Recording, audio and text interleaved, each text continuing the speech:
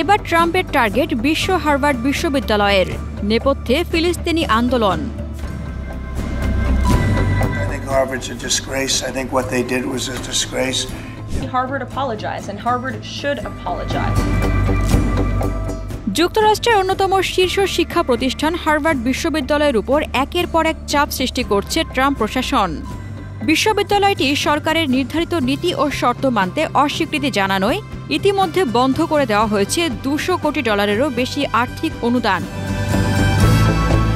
এবার প্রশাসনের পক্ষ থেকে হুমকি এসেছে, নির্ধারিত শর্ত না মানলে বিদেশি শিক্ষার্থীদের ভর্তি বন্ধ করা হবে।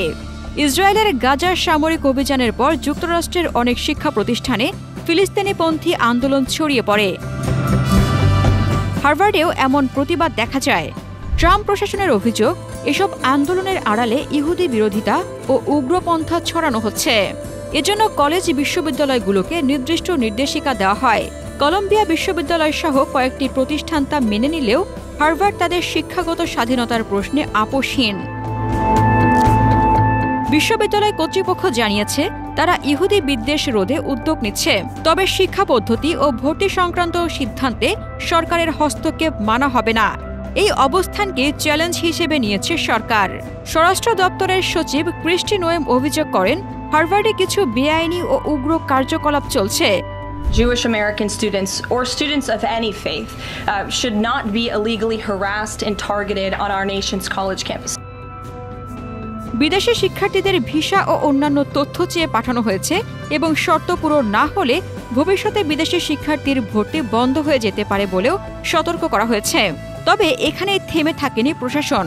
ট্রাম্প নিজে সামাজিক মাধ্যম ট্রুথ সোশ্যালে ঘোষণা দিয়েছেন, জনস্বার্থে কাজ করে এমন সংস্থাগুলোর মতো কর ছাড়ের সুবিধা হার্ভার্ড আর পাবে না, বরং যেহেতু সেখানে রাজনৈতিক কর্মকাণ্ড চলছে তাই বিশ্ববিদ্যালয়টিকে কর দিতে হতে পারে।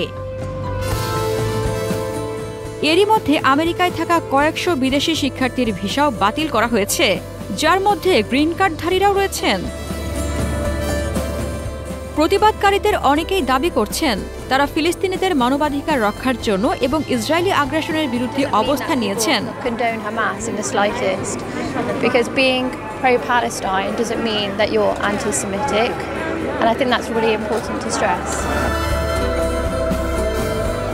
কিন্তু ট্রাম্প প্রশাসন তাদের চরমপন্থী এবং হামাস সমর্থক হিসেবে চিহ্নিত করছে।